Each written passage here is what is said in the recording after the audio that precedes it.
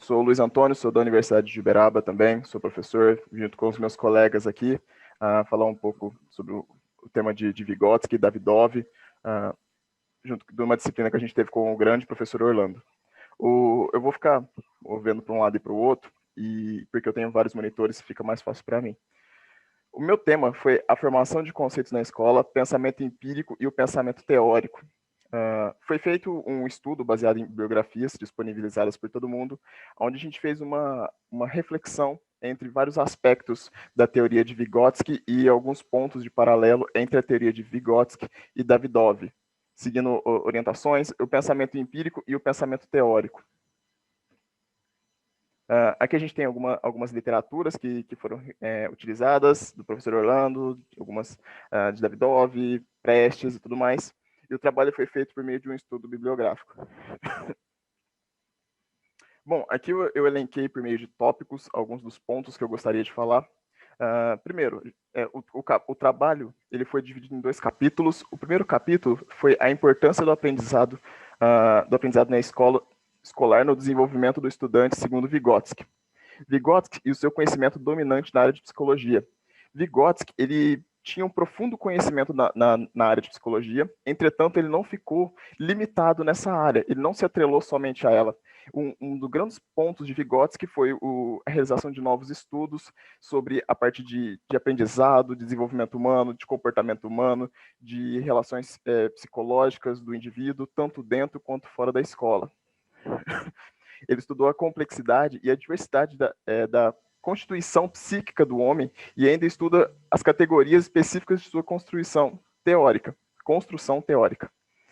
O papel da escola para Vygotsky, ele coloca vários pontos. Dentro da escola, a gente vai ter como papel dela nessa linha de pensamento, é possível afirmar que a escola tem um papel essencial na formação, não apenas do aprendizado do aluno, mas também no desenvolvimento do ser humano.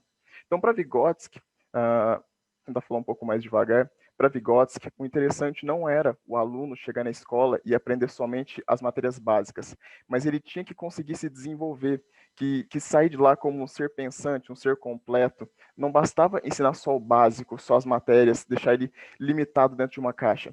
A escola deveria formar essa pessoa, não unicamente trazer matérias que um professor leciona, mas também diretamente ter ligado ao desenvolvimento do aluno, da função psíquica, de realmente formar o aluno como um ser.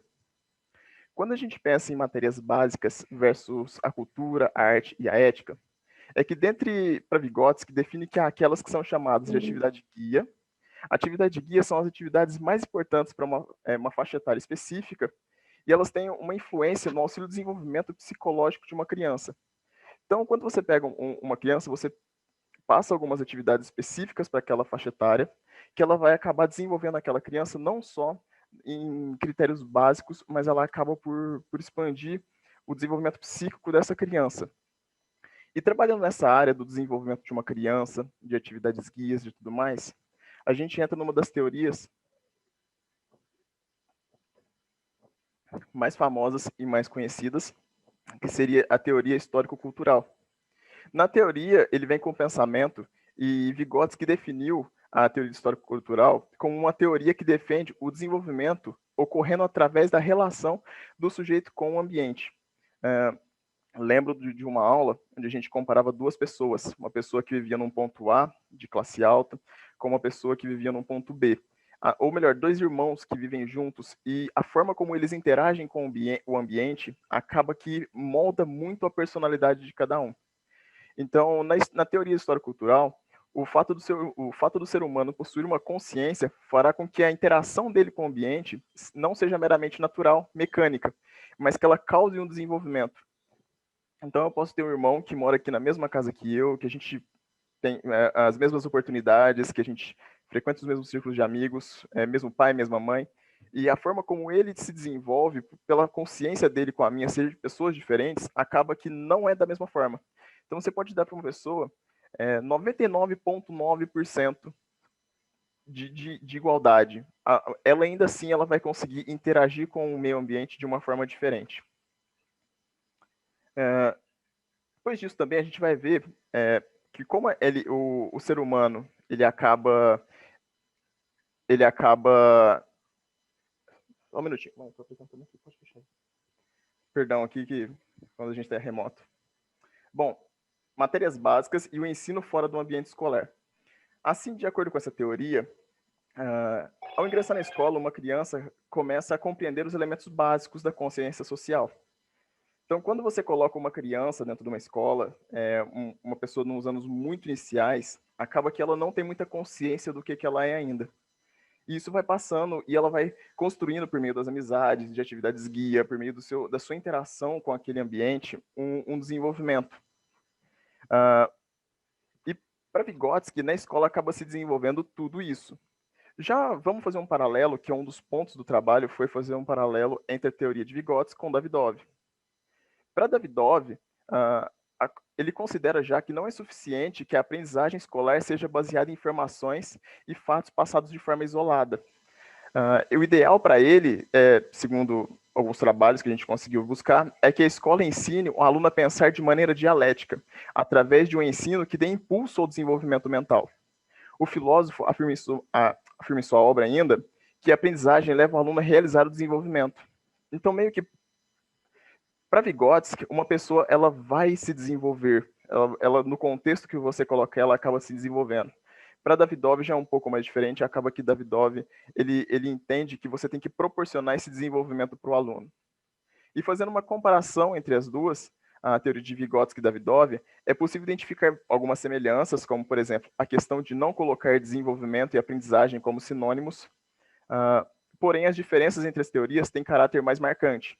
Enquanto a teoria histórico-cultural, ela aponta que a aprendizagem em ambiente escolar deverá versar também acerca de tópicos como ética, para que haja o desenvolvimento do estudante, como ser pensante em todas as áreas.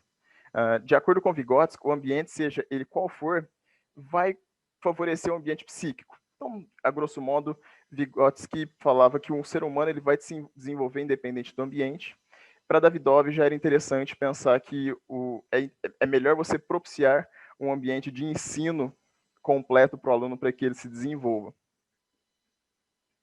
Aqui. Só um minutinho. Aprendizagem versus desenvolvimento.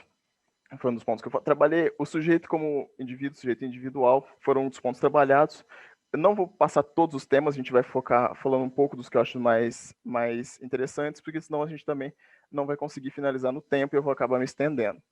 Então vamos passar para a formação de conceitos. O ensino ele é dinâmico. O pressuposto básico, quando a gente pensa em algumas das teorias de Vygotsky, é que o ser humano constrói ativamente as funções psicológicas superiores, pensamento, memória, e algumas coisas eu vou esbarrar no que o colega falou antes, no que o Eduardo Marega falou, sobre as funções superiores.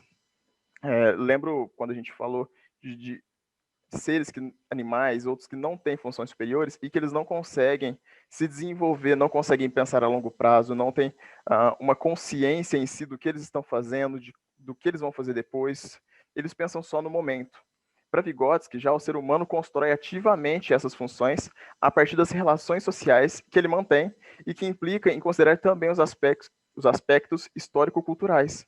Então, aonde ele vive, com quem, qual é a bagagem que ele tem, tudo isso vai influenciar no modelo de desenvolvimento de uma pessoa.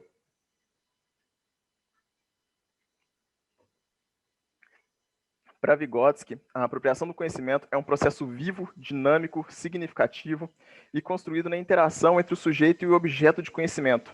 Essa visão destaca a importância do professor como mediador entre o aluno e o conhecimento.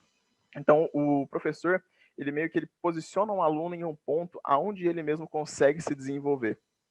E ele, por si só, consegue desenvolver as suas funções psíquicas superiores. Davidov, em 1988, é que eu estou com umas anotações aqui, afirma que o professor deve conhecer o aluno e compreender como ele aprende, quais são seus processos mentais na aprendizagem para organizar as atividades e a interação adequada em relação à generalização do conteúdo e à formação dos conceitos.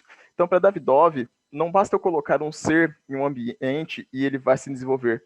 Não, um professor ele tem que fazer isso ativamente no seu aluno.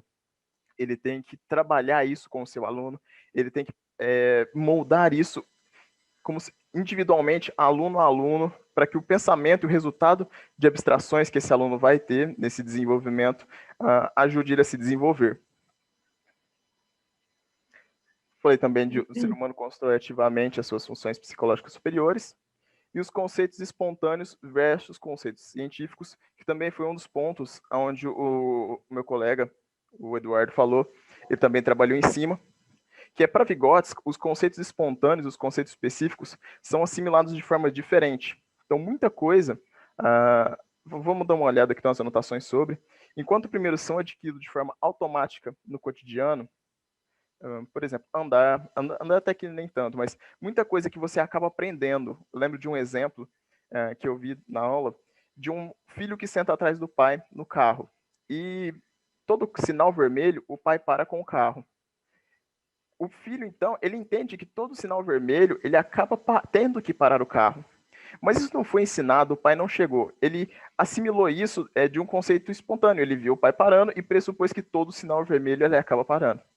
Já, por exemplo, alguns textos de Vygotsky, algumas coisas assim, você não aprende por si só, você acaba tendo que buscar essa informação. Não é um conceito que você busca, que você pode absorver de forma automática. Eu tenho que aprender de forma intencional. Quando eu vou... muitas coisas, quando você faz no seu automático, você considera isso como um conceito espontâneo. São coisas que você faz e, às vezes, você nem sabe o porquê você está fazendo.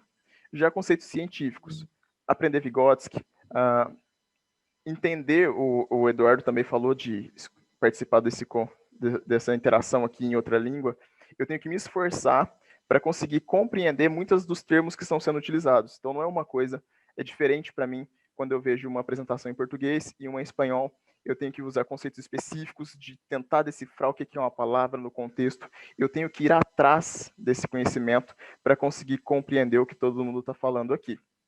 Ok. Luis, nos vamos acelerando un poquito, ¿sí? ¿Un minuto? Já é a conclusão agora. Ok. Então, aqui seria a conclusão.